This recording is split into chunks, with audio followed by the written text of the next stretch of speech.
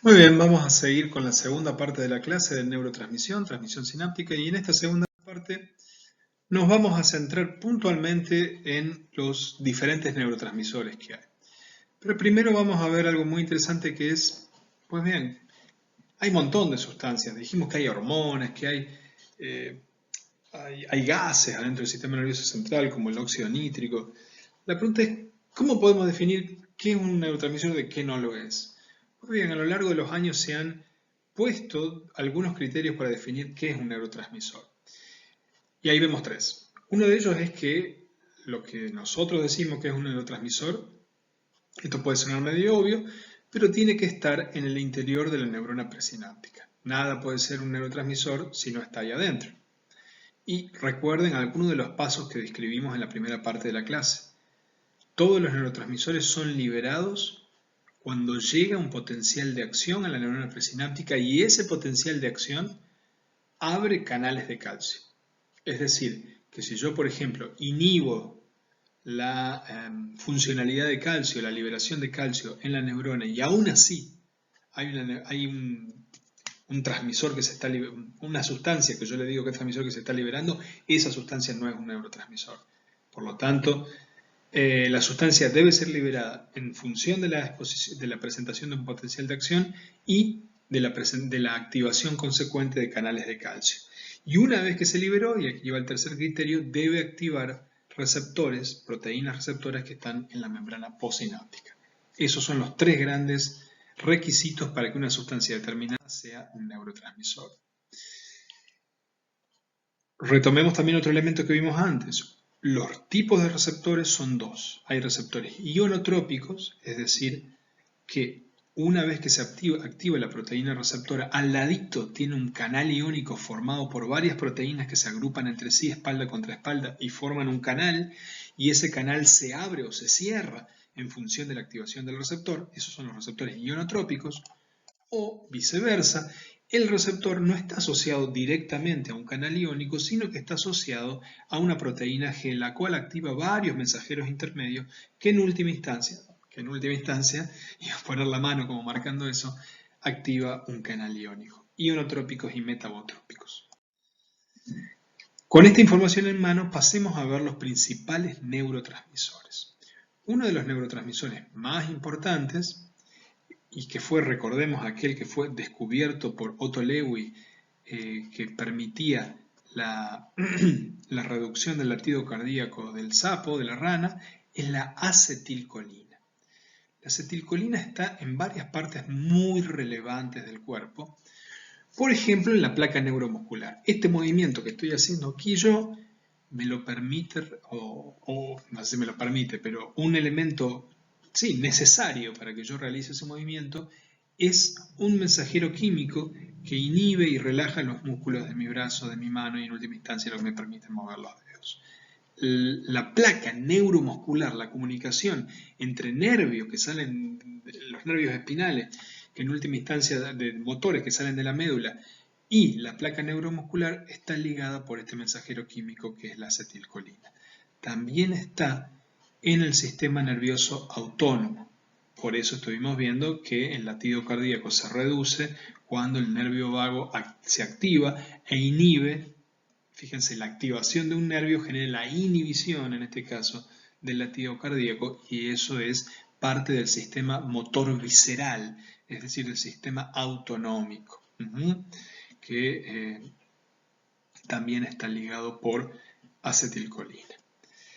Es muy interesante ver las vías que permiten formar cada uno de los neurotransmisores. En el caso de la acetilcolina, la acetilcolina se forma a partir de una sustancia que se llama acetil-CoA. Ese acetil-CoA se genera a partir de un azúcar de la glucosa que pasa por un estado intermedio y luego finalmente el acetil-CoA junto con la colina, que es un elemento que se encuentra en la dieta, conforman, siempre y cuando haya una enzima que es la colina acetiltransferasa, conforman la acetilcolina. Por lo tanto, esos son los diferentes pasos metabólicos que dan lugar a la acetilcolina.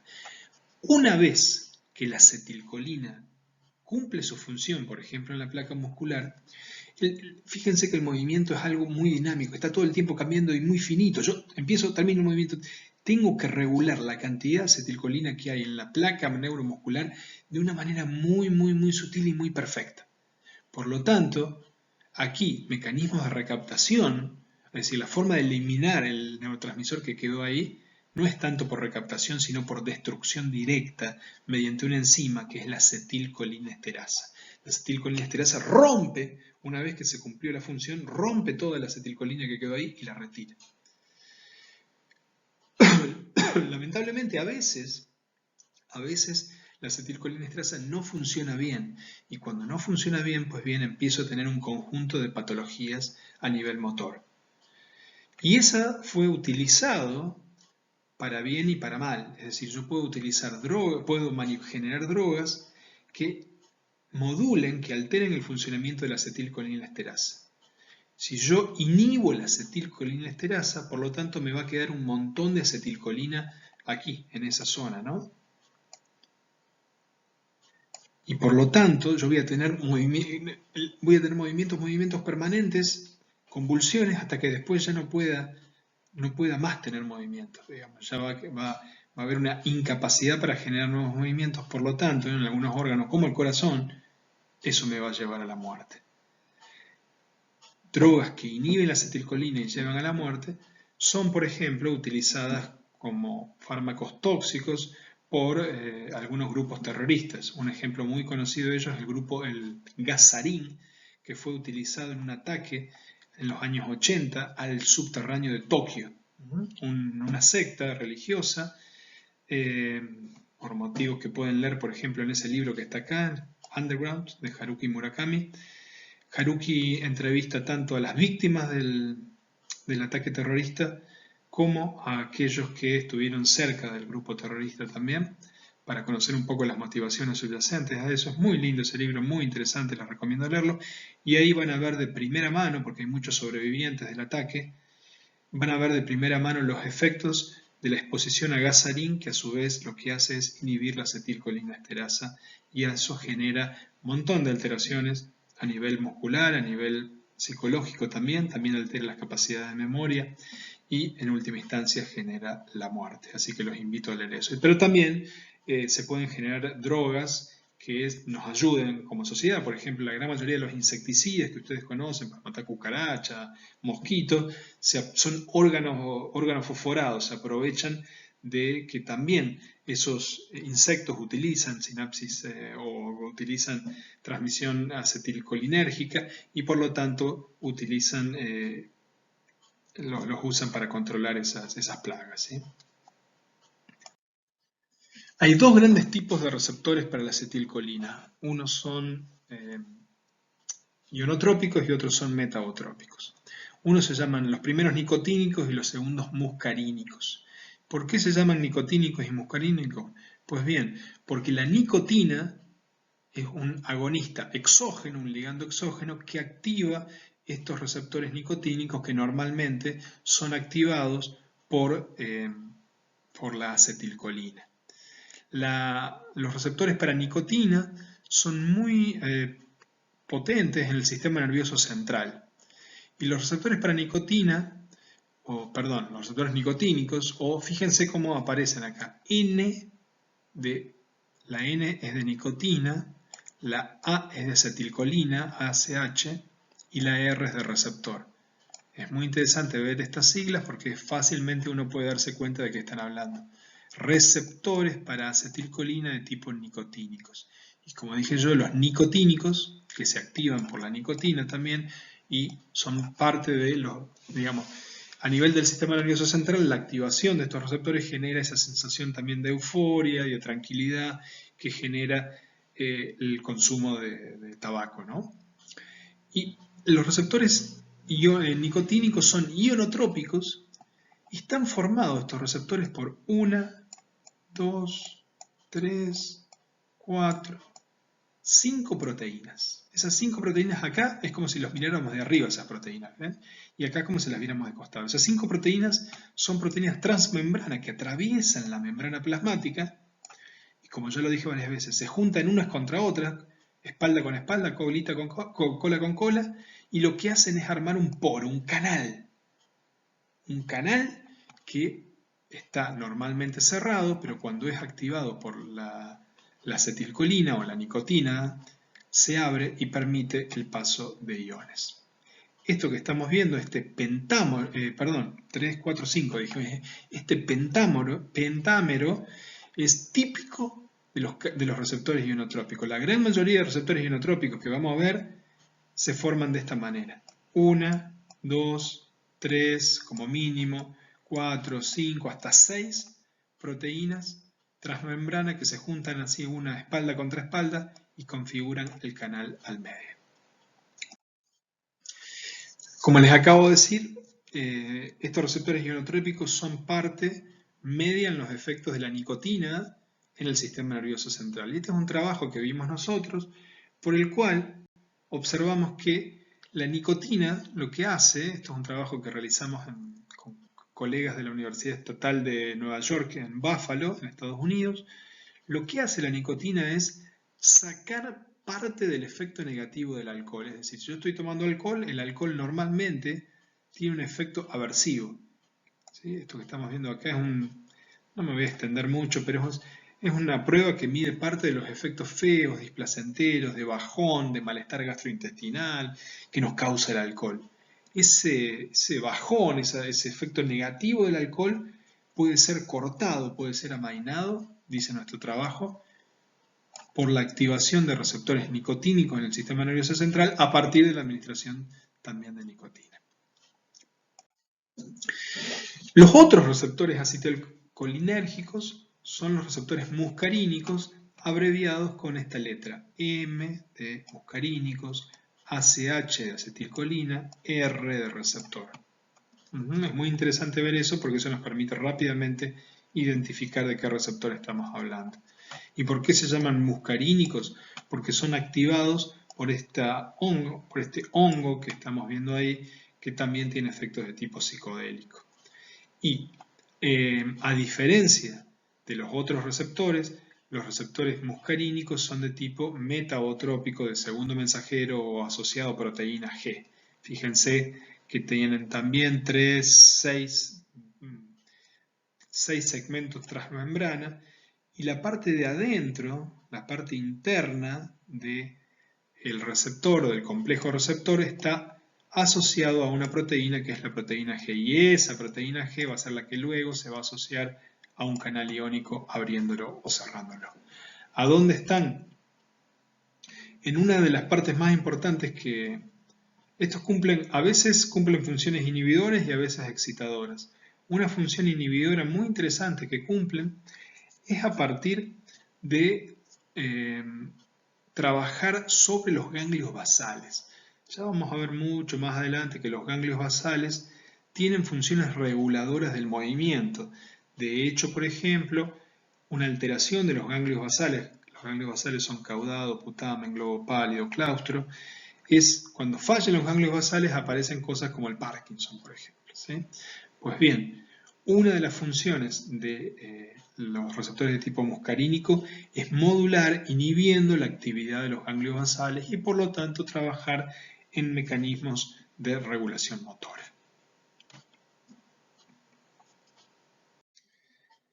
Entre los principales neurotransmisores encontramos el glutamato. El glutamato es el neurotransmisor excitador por excelencia que se encuentra en más del 50% de la sinapsis del sistema nervioso central. El glutamato a su vez tiene tres grandes tipos de receptores ionotrópicos, es decir, que están asociados a canales iónicos, que son los receptores NMDA, AMPA y kainato.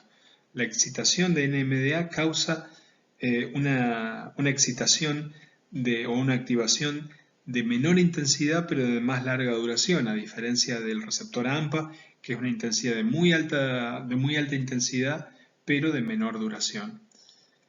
A su vez, la actividad del receptor NMDA es muy interesante, que es el más conocido y el más utilizado porque participa en procesos de memoria y de aprendizaje, participa en algo que se llama potenciación a largo plazo, que es aparentemente una de las bases moleculares de la memoria de largo plazo, y todo esto está relacionado con un funcionamiento muy particular por el cual, para activarse y permitir la apertura del canal iónico que estamos viendo aquí, que está asociado, necesita no solo de glutamato, sino que también necesita de la depolarización de la neurona. Cuando la neurona está, normalmente cuando está hiperpolarizado, el canal iónico asociado a NMDA está bloqueado por un tapón de magnesio.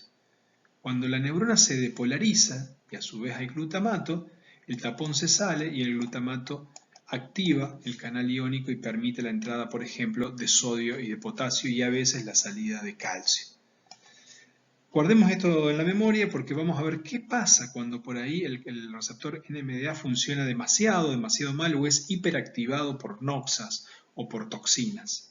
¿Qué pasa cuando hay demasiada entrada de calcio, particularmente en la célula? Eso lo vamos a ver en la próxima filmina con un proceso denominado excitotoxicidad.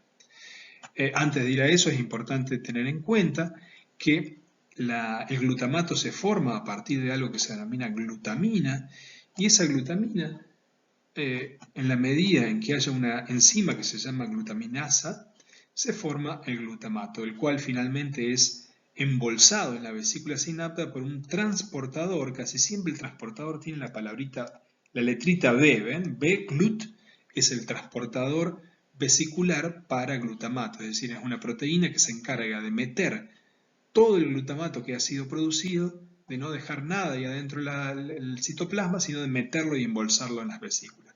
Luego eso se libera y fíjense que hay una proteína que es la encargada de recaptar el glutamato y meterlo en la célula glial. La célula glial a su vez lo vuelve para atrás y lo transforma en glutamina y se lo devuelve a la neurona para que empiece nuevamente el ciclo.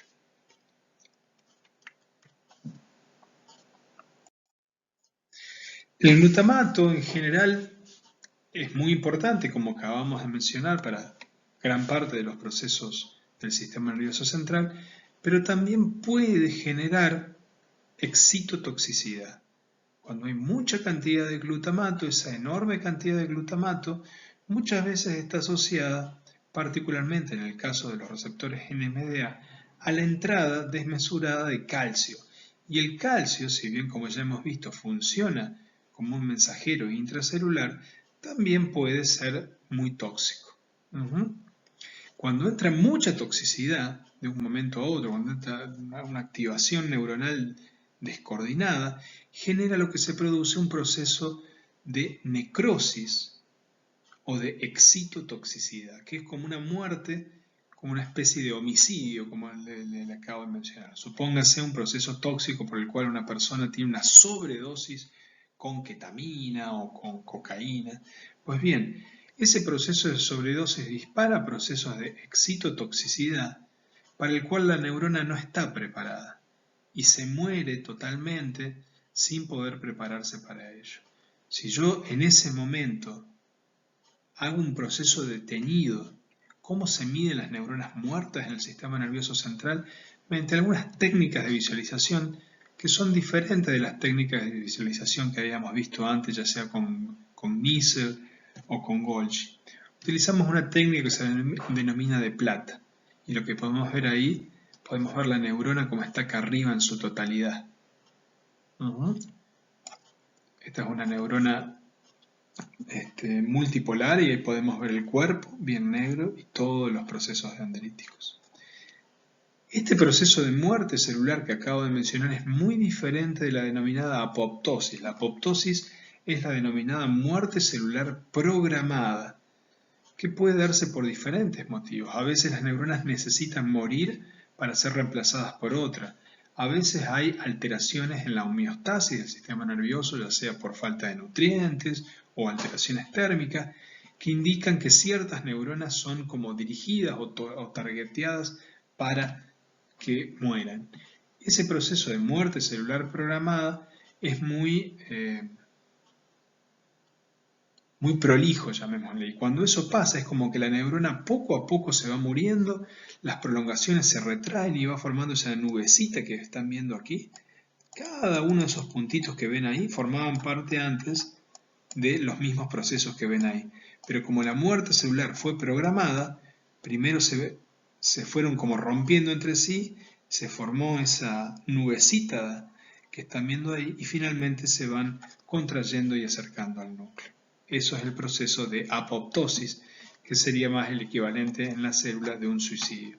Y en general esto tiene que ver con alteraciones, con muchas cosas, pero un proceso de excitotoxicidad está ligado a la activación repetida y excesiva de glutamato y el consiguiente ingreso de calcio. Si glutamato era el principal neurotransmisor excitador, GABA, que está mal escrito acá, ¿no? Está GLABA, pero es GABA, y glicina son los principales neurotransmisores inhibidores. GABA particularmente trabaja a nivel del sistema nervioso central, en tanto, está bien, del cerebro propiamente dicho, en tanto que glicina está particularmente en la médula. ¿Sí? Todos estos median procesos de inhibición. Por ejemplo, y ya lo vamos a ver a continuación, gran parte de los efectos sedativos, inhibitorios y de borrachera asociados al consumo de alcohol están ligados a la activación de receptores GABA. Y fíjense que hay varios tipos de receptores GABA, A, B y C. Los A y los C son ionotrópicos y están asociados a un canal iónico. Los B son metabotrópicos o están asociados a proteína G. Y particularmente el alcohol activa receptores GABA-A. Y el receptor GABA-A sigue la misma forma, esta misma arquitectura de esta estructura de 5 o 6 proteínas que se juntan espalda contra espalda, y hay diferentes unidades, ¿no? Dentro de las proteínas hay unidades alfa, beta, épsilon, se juntan y arman este canal iónico.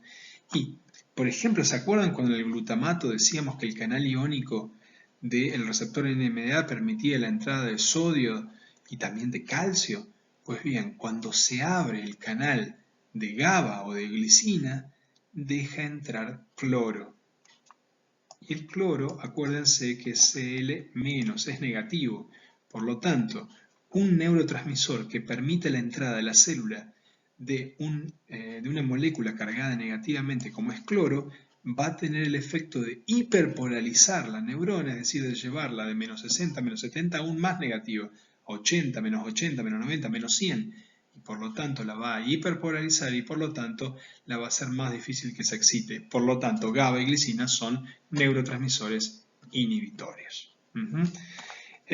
Dentro del canal iónico GABA-A, que es el más conocido, hay sectores que reaccionan no solamente a GABA, es decir, al ligando endógeno, sino que también reaccionan a agonistas. Recuerden que los agonistas o ligandos exógenos eran sustancias que no están normalmente en el cerebro, que nos las metemos nosotros, pero que mimetizan las acciones del ligando endógeno.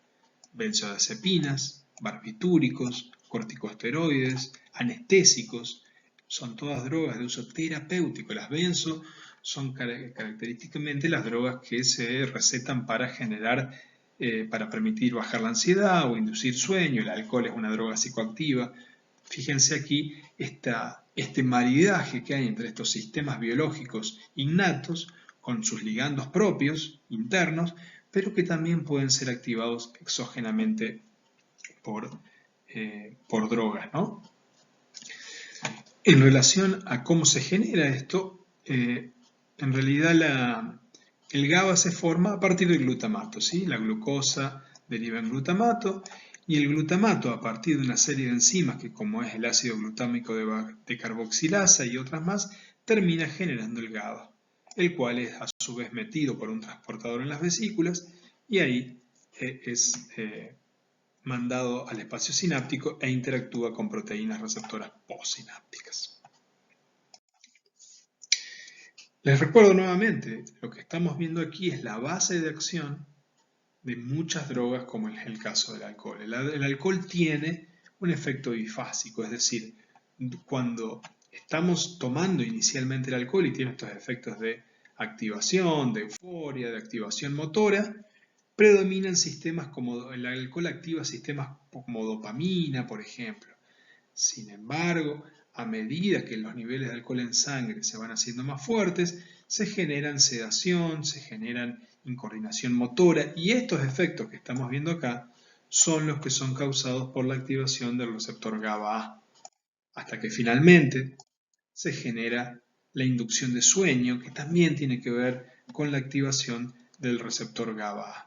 Es interesante notar que adolescentes y adultos tienen diferente balance de la activación del alcohol de estos neurotransmisores. En el caso de los adolescentes hay más activación dopaminérgica y menos activación GABAérgica, lo que puede facilitar que los efectos eufóricos del alcohol sean más elevados en los adolescentes y a su vez que estos sean menos sensibles a los efectos sedativos. Y por lo tanto, que estas diferencias ontogenéticas en la activación de los receptores, en este caso de los receptores GABA y dopamina, favorezcan el mayor consumo de alcohol en los adolescentes. Pasamos ahora a lo que denominadas aminas biógenas. Las aminas biógenas son las denominadas dopamina, adrenalina, noradrenalina, serotonina e histamina. Y estas son unas sustancias muy importantes porque regulan no tanto activación o inhibición, sino procesos más complejos. Regulan nuestro estado de ánimo, nuestro tono emocional, nuestro interés sexual, nuestra predisposición a tener conductas de apego con la pareja, de apego con nuestros hijos, es decir, conductas más relevantes psicológicamente, la atención, cuán atentos estamos, si estamos muy caídos, que no parecemos prestar atención, todos estos fenómenos más sutiles en cierto sentido, más dinámicos y fluidos, están regulados por las aminas biógenas. Las aminas biógenas siguen todas un canal bastante, excepto la noradrenalina, perdón, sí, creo que sí, la histamina, por ejemplo, pero la gran mayoría siguen un camino común, que es que empiezan a partir de la tirosina. Esta sustancia, que es la tirosina, es metabolizada a partir de una enzima que es la tiroxina hidroxilasa, que es una enzima de paso limitante, es decir, la cantidad de tiroxina hidroxilasa que tengamos regula la cantidad de estos neurotransmisores que tengamos. Tirosina en presencia de la enzima tiroxina hidroxilasa genera algo que se llama DOPA. La DOPA, a su vez, en presencia de la DOPA decarboxilasa, genera la dopamina. Fíjense que en el caso de personas que tienen enfermedad de Parkinson, que es una enfermedad asociada a la deficiencia dopaminérgica, no se les da directamente dopamina, sino que se les da DOPA, de manera tal que puedan producir mayor cantidad de dopamina. A su vez, la dopamina en presencia de la dopamina beta hidroxilasa genera noradrenalina, también conocida como norepinefrina, que en última instancia termina produciendo epinefrina. Es decir, hay una vía de producción de estos neurotransmisores. Independientemente de cómo se produzcan, hay diferentes partes del cerebro que son como los centros productores de cada una de estas sustancias. En el caso de la dopamina hay diferentes vías dopaminérgicas. Una de las más importantes, o hay dos muy importantes. Una es la que empieza a nivel de la sustancia negra. La sustancia negra, conocida por ser negra, y es negra porque justamente tiene neuronas que producen dopamina, está en el mesencéfalo. El mesencéfalo es una parte del tronco cerebral y a partir de ahí manda axones al cuerpo estriado y tiene marcadas conexiones y comunicaciones con los ganglios de la base. Nosotros dijimos que los ganglios de la base, a su vez, regulan todo lo que tiene que ver con la fluidez del movimiento, la retroalimentación, nuestra capacidad para retroalimentar nuestra capacidad motora, en fin, un montón de elementos, la iniciación y el parate de los movimientos. Por lo tanto, cuando hay fallas en esos ganglios de la base y en ese cuerpo estriado, hay fallas en estas acciones motoras. El mal de Parkinson tiene que ver con una patología en la cual hay una enorme muerte de esas neuronas o de estas fibras nigroestriadas. Algo así como el 70% de las neuronas que nacen en sustancia negra, producen dopamina y van hasta el estriado, se muere. Por eso la vía o la manera de tratar de reemplazar a estas neuronas es dar DOPA o algo parecido, que es la L-DOPA, para fabricar exógenamente o básicamente a partir de L-DOPA dopamina. Otra vía muy relevante nace en algo que se llama área tegmental ventral, que también está en el tronco cerebral, y esa área tegmental ventral va a pasar por toda la zona ventral límbica y va a terminar en el área prefrontal, que es un área involucrada en el planeamiento, regulación de la acción, también regulación emocional de la acción. Esta área es un área muy relevante para todos los procesos de refuerzo y de recompensa inducidos por las drogas de abuso. La gran mayoría de drogas de abuso, como cocaína, marihuana, anfetamina, participan activando directa o indirectamente receptores dopaminérgicos de esta vía que surge en área tegmental ventral y termina en el área prefrontal, que se llama mesocorticolímbica. La primera es nigroestriatal o nigroestriada, la segunda es mesocorticolímbica. En cambio, la noradrenalina es una sustancia que participa de muchos procesos diferentes, pero uno de ellos es que, como baña casi todas las partes del cerebro, proporciona un estado de activación. Fíjense que a nivel del sistema nervioso periférico, la noradrenalina participa marcadamente de todo lo que tiene que ver con activación del sistema nervioso simpático, que es el que nos prepara para la acción, para la respuesta del estrés. En el sistema nervioso central, tiene esta forma de red difusa y también participa en lo que es el sistema reticular, es decir, que es un sistema también difuso que nos da un tono, un nivel atencional. La noradrenalina también participa de ese nivel atencional y el principal lugar donde se produce noradrenalina es en el locus coeruleus, que es un centro también a nivel del tronco cerebral. Otro área del tronco cerebral muy importante es el núcleo del RAFE. El núcleo del RAFE produce serotonina. La serotonina participa principalmente en la regulación de la función del sueño, de la regulación del sueño, de los procesos de regulación del estado del ánimo. Ya dijimos que una baja en los niveles de serotonina usualmente está asociado a un mayor nivel de depresión, a una alteración del estado del ánimo. Como ya dijimos, todo lo que acabamos de mencionar es pasible de ser modificado farmacológicamente. Yo puedo producir drogas que generen que haya más dopamina, menos dopamina. Puedo bloquear la función dopaminérgica si creo que la función dopaminérgica está asociada, por ejemplo, a psicosis, que se sabe que es así. Por lo tanto, bloqueo función dopaminérgica con antagonistas de los receptores dopaminérgicos, como es el caso del haloperidol, o si tengo una teoría que dice que la depresión está asociada a menor disponibilidad de serotonina, pues bien, puedo bloquear la recaptación de serotonina desde la sinapsis hacia el terminal presináptico mediante, por ejemplo, estas drogas que se llaman inhibidores selectivos de la recaptación de serotonina. Tal es el caso de la fluoxetina, conocido como Prozac. Ya hablamos del caso de la L-Dopa. Si yo sé que el Parkinson está asociado a déficit dopaminérgico, pues bien, qué mejor que proveer un precursor de la dopamina para que haya mayor cantidad de dopamina circulante. Cada una de estas drogas tiene obviamente efectos colaterales, pero en general son muy interesantes para tratar de reducir sintomatológicamente las patologías que acabo de mencionar.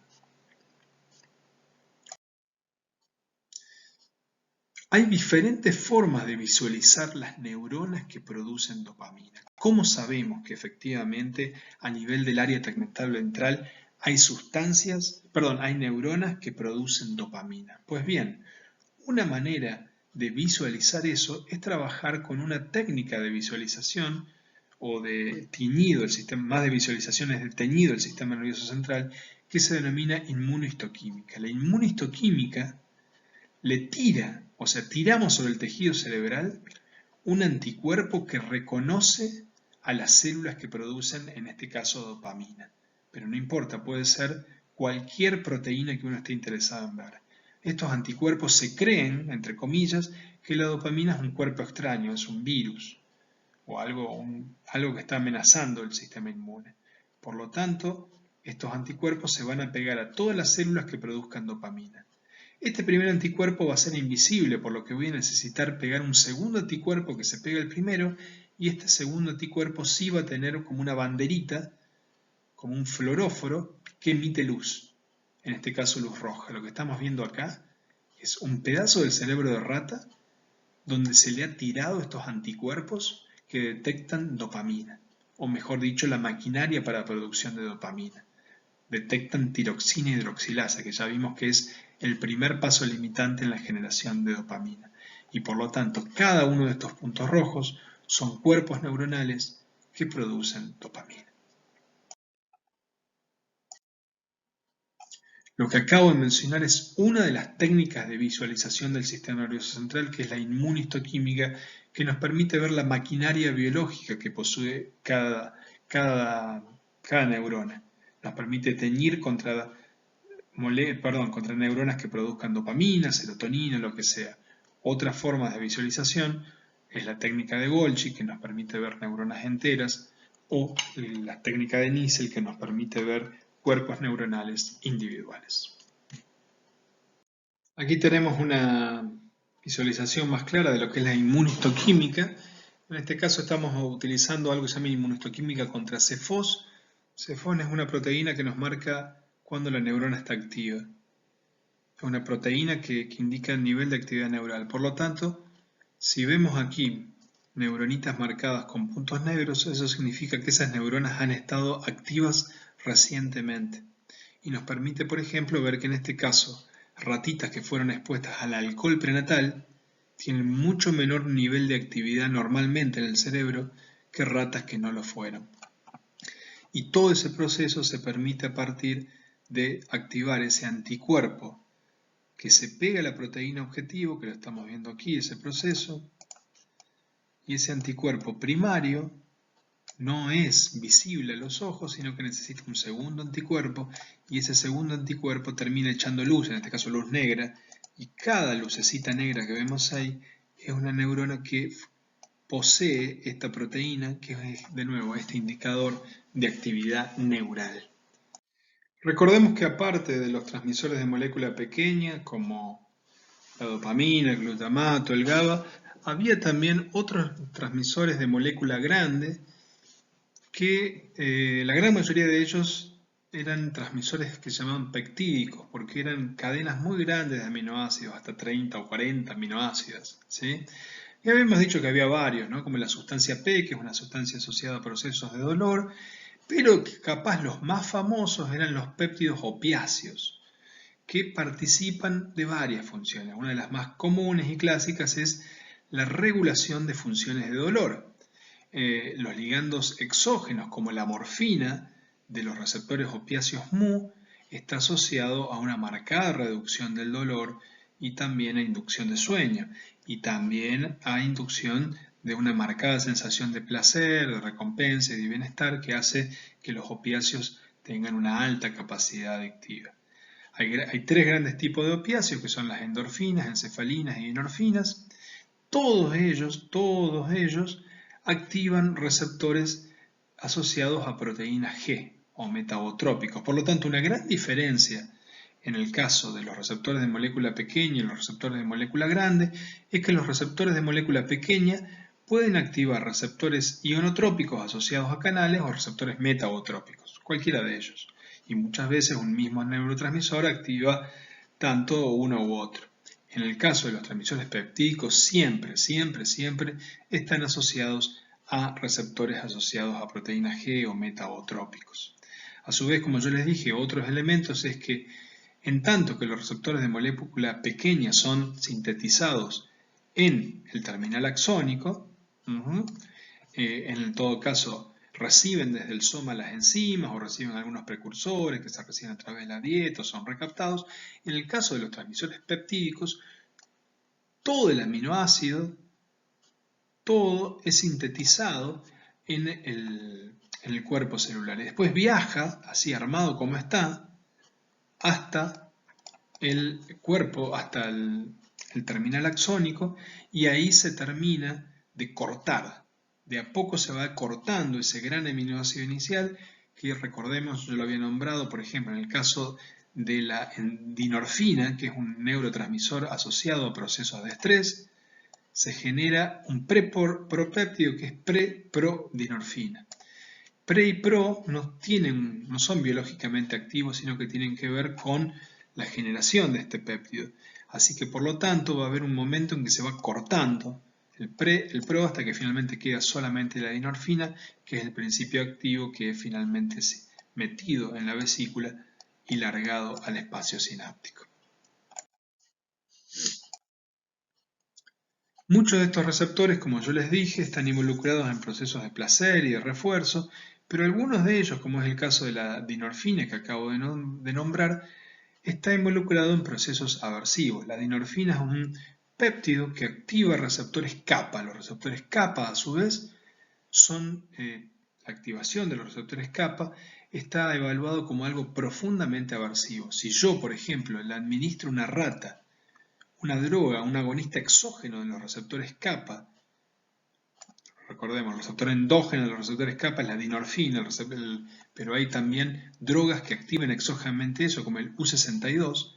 Le doy U62 a una rata y lo pongo en una caja con características distintivas, por ejemplo, una caja con líneas rojas y blancas verticales, y otro día lo pongo en una caja con cuadrados rojos y blancos, es decir, la caja esta y esta son totalmente diferentes, luego de unos días le doy a elegir en qué caja preferís estar, la rata, a diferencia de lo que pasa acá, va a elegir evitar estar cerca del sector donde recibió el U62. Fíjense esto, una rata control pasa unos 60 segundos por minuto cerca o en la caja donde recibió nada, solamente vehículo, donde no recibió nada.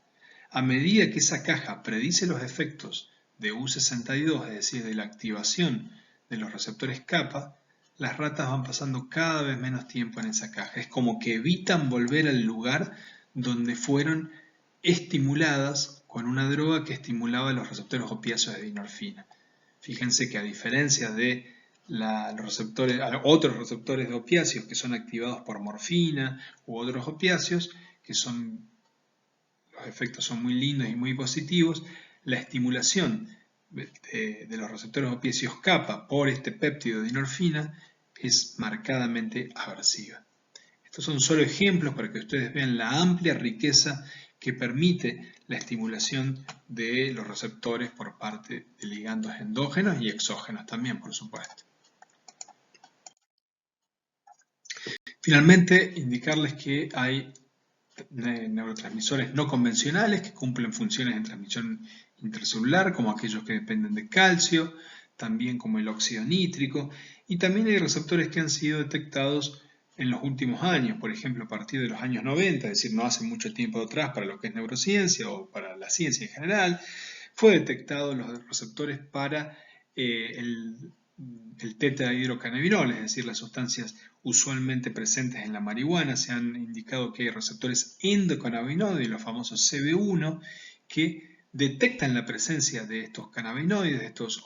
Hay obviamente cannabinoides endógenos, pero también hay sustancias exógenas, como aquella que está presente en la marihuana, que permite la activación de estos receptores endocannabinoides, los cuales a su vez tienen relación con otras sustancias, como por ejemplo modulan a su vez la neurotransmisión serotoninérgica y dopaminérgica. Muy bien, hasta aquí nuestra clase de hoy. Vamos a finalizar con algunos ejercicios que quiero que hagan en el día de hoy. Como siempre voy a pasar la slide, voy a hacer la consigna y luego ustedes van a poder parar el video y responder las preguntas. Lo que están viendo aquí es un corte horizontal y me gustaría que indiquen algunos de las estructuras que están viendo ahí. Las estructuras que están viendo ahí, las más relevantes, tienen que ver con los ganglios de la base. Caudado, que está, como siempre yo digo, al lado del ventrículo, y en forma más lateral tenemos putamen y tenemos globo pálido, que está dividido en dos secciones, lateral y medial. La unión de estas cosas configura el núcleo lentiforme. Separando todo esto del resto del cerebro y la corteza está el claustro. Y la estructura gris muy grandota que está aquí al lado del ventrículo es el tálamo. Ahora podemos nombrar las diferentes partes de la célula. Indiquen ustedes, por favor, qué son todas esas flechitas. Tenemos el axón, que ya vimos que es por donde se desplaza el potencial de acción, que a su vez está cortado por la vaina de mielina que permite que el potencial de acción se desarrolle así, en forma saltatoria, es decir, estos pedacitos de mielina se llaman nódulos de Rambier hasta llegar al terminal axónico. Pongámosle ahora nombres a las diferentes partes de la médula. Ese corte de médula que estamos viendo ahí, si bien aquí lo vemos en blanco, todo esto sería la sustancia gris, debería estar así, ¿no? Gris o negro. Pongámosle ahora nombre a esas diferentes partes que estamos viendo ahí. Ahí lo vemos un poco más chico para que se vean los nombres. Estos son las principales vías de tipo ascendente. El fascículo grácil y cuneiforme llevan información somatotrópica de sensaciones. Luego, las principales vías ascendentes son los tractos córtico-espinales laterales que vienen desde la corteza motora. La última actividad es llenar cada uno de los pasos de la transmisión sináptica. Ahí los vemos llenos. Recordemos lo más importante, la llegada del potencial de acción, la apertura de los canales de calcio que hace el anclaje de las vesículas liberan el neurotransmisor al espacio sináptico, eso estimula los receptores que pueden ser ionotrópicos o metabotrópicos, y finalmente el receptor es recaptado por la glía, recaptado por la neurona o destruido por enzimas como en la acetilcolinesterasa en el caso de la acetilcolina.